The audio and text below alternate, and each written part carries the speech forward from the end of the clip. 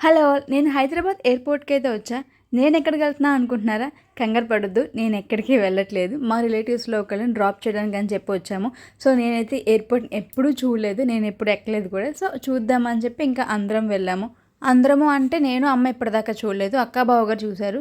So, ఇంకా drop చేయడానికి వాళ్ళు కూడా వచ్చి మాతో పాటు ఎంజాయ్ చేశారు. అండ్ మేము వెళ్ళింది ఉగాది అండ్ రంజాన్ ఆ టైంలో వెళ్ళాము. అంటే ఇంకా ఉగాదికి 2 డేస్ ఉండగా వెళ్ళాము. సో, ఇలా డెకరేట్ చేశారు అండ్ చాలా బాగుంది చూడటానికి కూడా. సో, ఇవన్నీ మా బావగారు ఏంటి అని చెప్పి ఎక్స్‌ప్లెయిన్ చేస్తూ ఉన్నారు. కొన్ని లగేజ్ ప్యాకింగ్స్ ఉంటాయి. అండ్ ఎప్పుడేమైనా లగేజ్ మిస్ అయితే కంప్లెయింట్స్ ఇవ్వడానికి అలాంటియన్నీ చూపించారు. అండ్ మనం డ్రాప్ చేసింది 4th ఫ్లోర్‌లో అనమాట. సో, ఇంకా 3rd, 2nd ఫ్లోర్‌లో వచ్చేసి ఇంకా గ్రౌండ్ ఫ్లోర్‌లో మేము క్యాబ్ బుక్ చేసుకొని ఎక్కాము.